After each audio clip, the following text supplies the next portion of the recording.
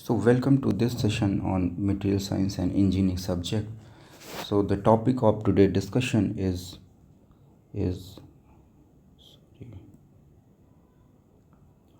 topic of today's discussion is allotropy. Allotropy. This allotropy is a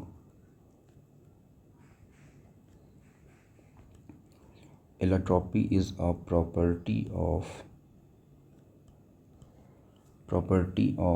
same chemical element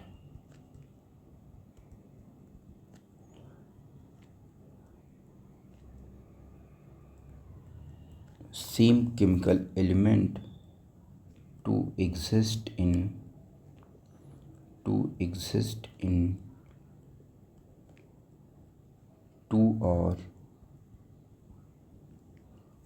or more different forms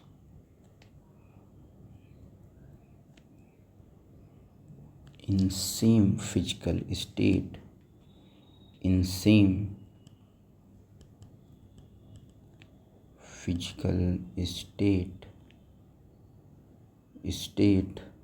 This is known as property that is called allotropy. So what is important here, that allotropy is a property of same chemical element to exist in two or more different forms in same physical state. So the common material which exhibit this property, the common material which exhibit the allotropy property is called as carbon is called as carbon. So before trying to explore what is common, what are the different forms of allotropic forms of carbon and how these are seen, right? So let's try to explore what are the allotropy of carbon. So in carbon we get two different allotropy. One is graphite and one is diamond.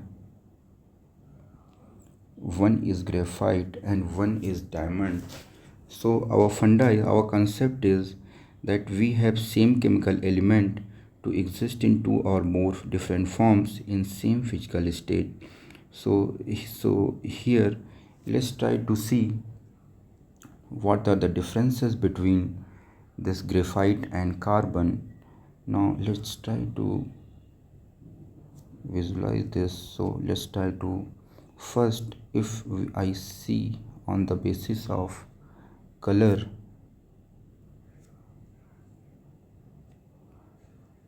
next on the basis of hardness,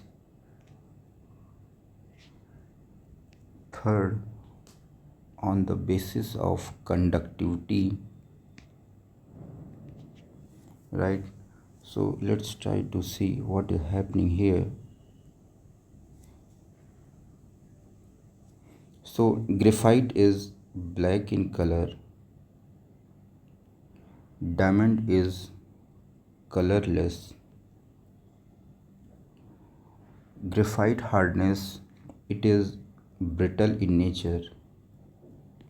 Brittle graphite is present in our pencil tip. That black portion is called graphite. So it is very brittle. अगर हम उसको हाथ से just bend कर देंगे, what is going to happen यार, वो फट से टूट जाएगा. It is very brittle. But on the other hand, diamond is very hard. Graphite is this is electrically conducting, whereas diamond is not electric conducting. It does not show electrical conductivity, right? So these are the differences present in graphite and carbon. Now let's try to see what is common what is common in graphite and carbon? What is common in graphite and carbon? So the common property lies that these two are made up of these two are made up of carbon.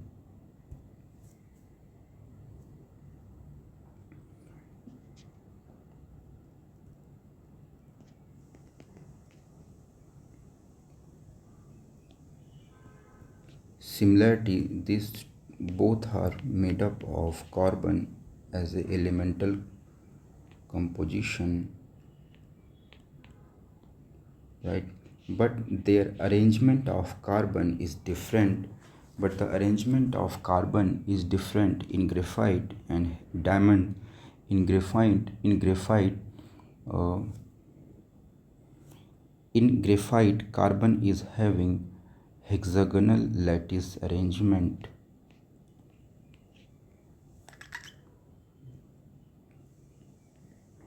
Hexagonal lattice arrangement. So carbon is present at the hexagonal locations. It is very normal structure, so you can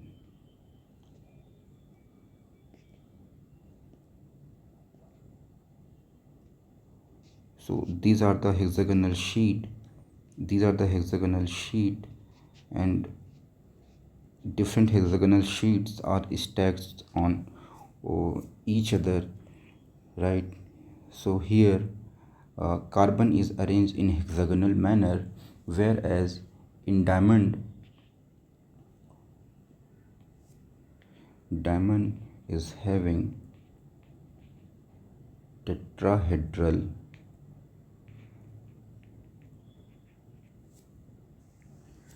diamond is having tetrahedral lattice arrangement, and their carbon is situated at the tetrahedral lattices point. So these are the major differences in graphite and carbon, and how it is a similarity that it has carbon and carbon, right? But the arrangement of carbon in graphite is different, and arrangement of carbon in diamond is different, right?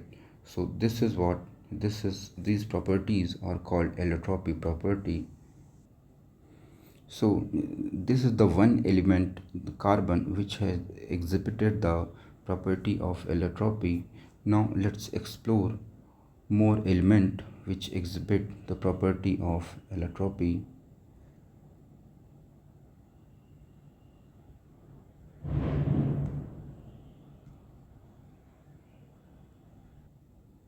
So another very important element which exhibit allotropy property is known as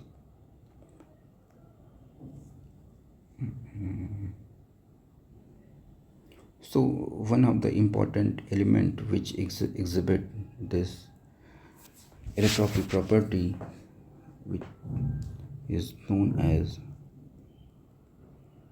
iron. Iron is a metal which exhibit such kind of allotropy property. So let's try to explore how the iron changes its different form during its cooling, right? So let's try to draw the diagram.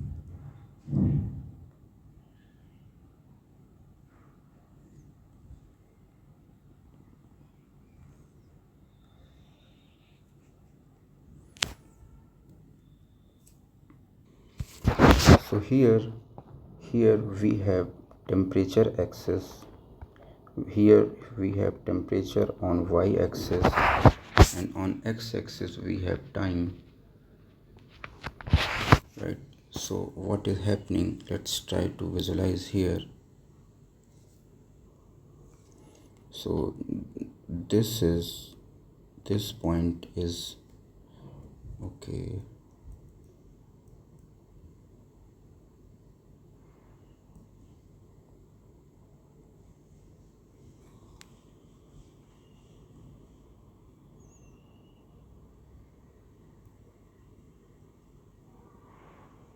let me draw it properly.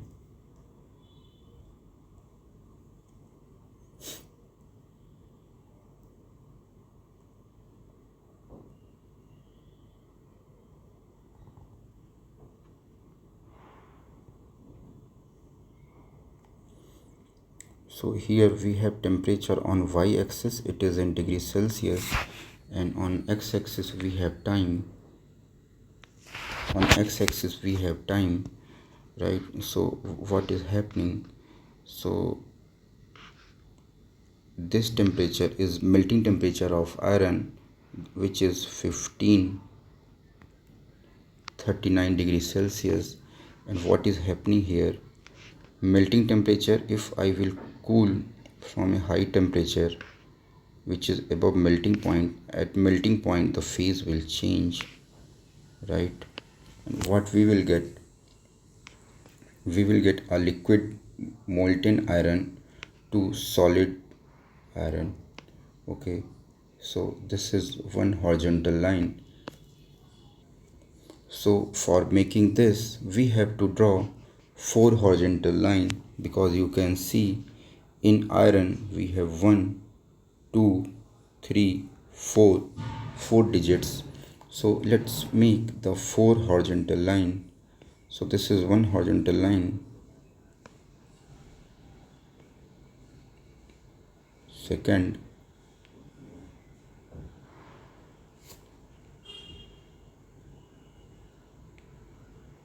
third,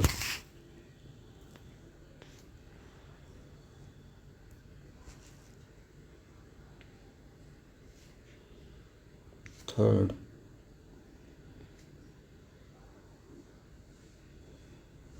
fourth. Right, now let's try to see what what these horizontal lines represent. These lines are representing, suppose we have a molten iron which temperature is very high, above melting temperature of iron, and we are cooling it, so यहाँ पे क्या होगा, ये melting temperature achieve करेगा, और melting temperature के आगे this metal will be in solid form. So this line is called, this line is called state transformation.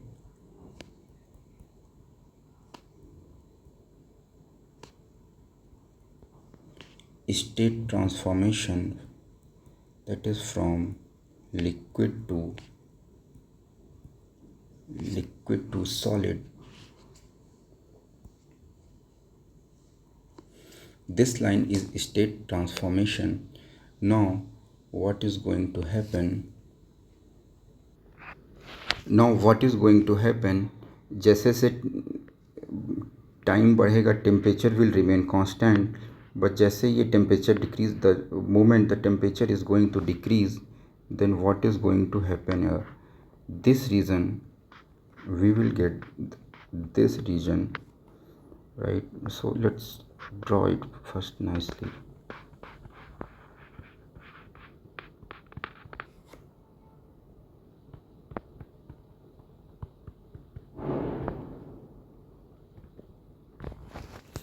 So this region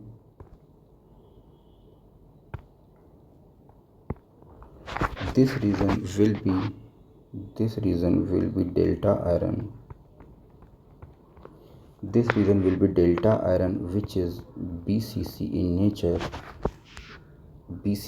nature. And what is happening? Average number of atoms, and in this phase average number of atom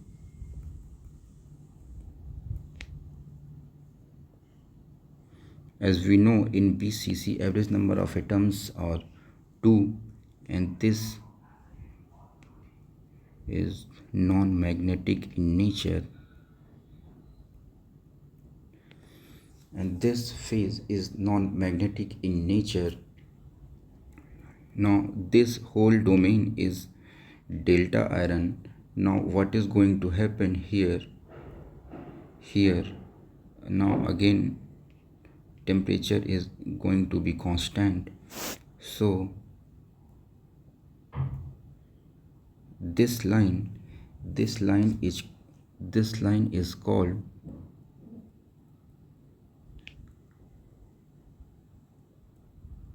crystal structure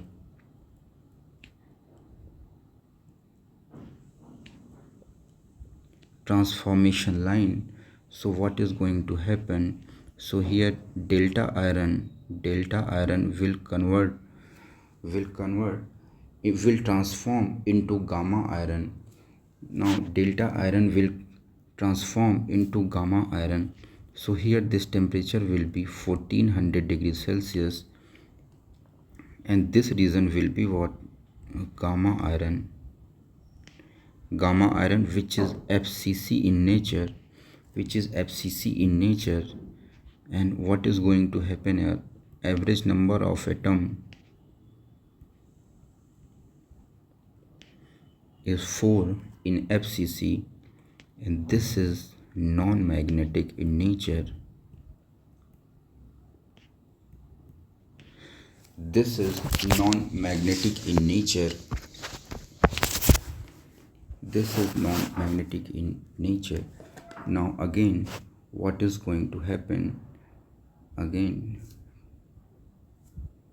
it is cooling down as time passes, and we get up to this temperature. So again, what is going to happen here? This gamma phase will convert into alpha phase of iron. So this transformation is happening at the temperature of 9-10 degrees Celsius. So here we get alpha iron, which is BCC in nature, and average number of atoms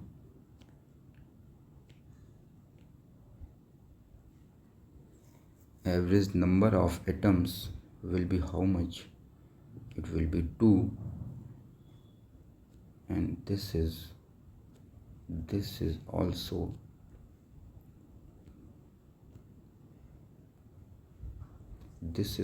non-magnetic in nature.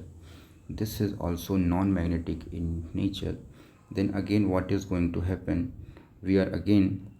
This transformation will happen at the constant temperature. So this line, crystal structure transformation line, these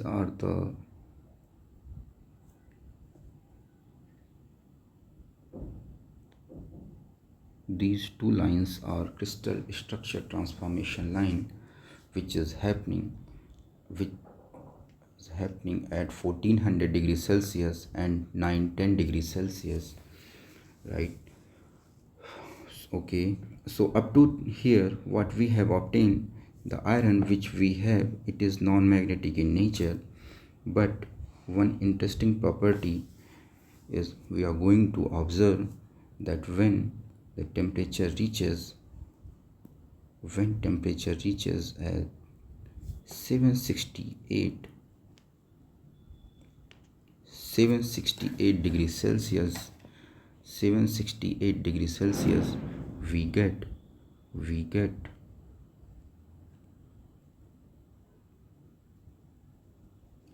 magnetic transformation line.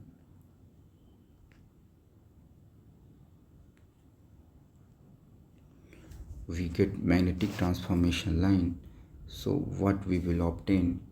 We will obtain alpha iron, which is BCC in nature, and average number of atom will be 2, and this will be magnetic.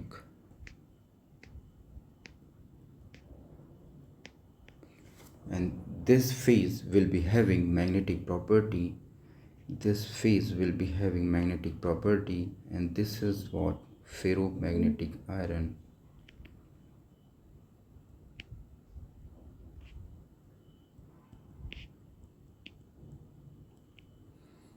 this is what ferromagnetic iron. So you can see from this diagram that here we have same elemental composition, that is iron, but it is exhibiting different kind of it, it is exhibiting it in, it is exhibiting different forms at different temperature, right? So this is the allotropy property exhibited by iron. And one interesting property which we have got, that below 768 degrees Celsius we get this magnetic property because of ferromagnetic nature of dipoles present in the iron, and this temperature is called Curie temperature. This temperature is called Curie temperature. Some important observation from this diagram is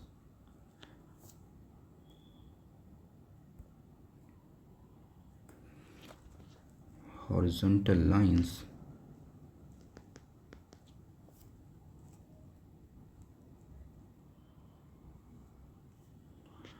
horizontal lines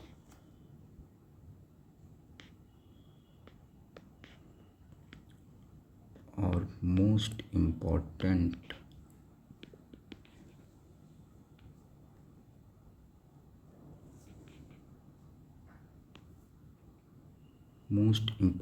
lines in this case.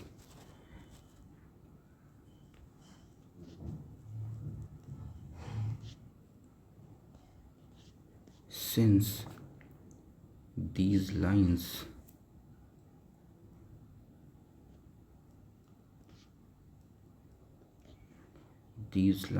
are showing different transformations,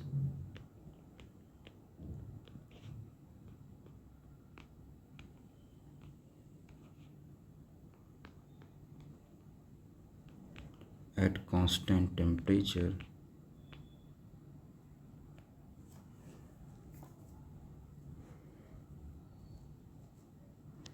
Another important point, density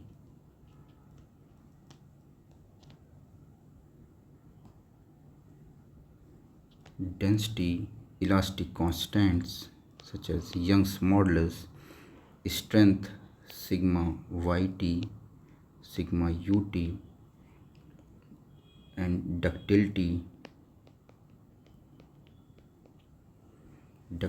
changes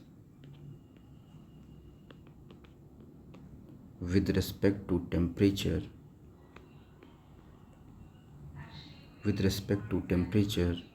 when crystal structures are changed. When crystal structure changes. Another important point, to control these properties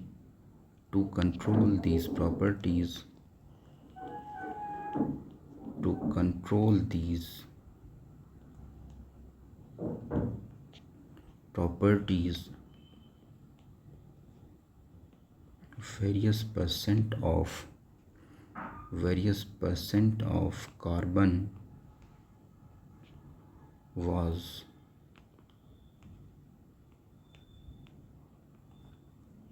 added to pure iron. So you can see, as the temperature is decreasing from 1539 to 1400, then 910, then 768, so we are getting different forms of crystal structure. Initially it was BCC, then FCC, and then again BCC, then BCC. So during this phenomena, the material properties such as density, Young's modulus, tensile strength, ultimate tensile strength, ductility, these values changes with respect to temperature. So if I want to control these properties, then various percentage of carbon is added in pure carbon, in pure iron, right? So in next lecture we will try to explore that what are the different phases present in present in a system where carbon is added in pure iron, and we will learn that how the microstructure is developed at different regions.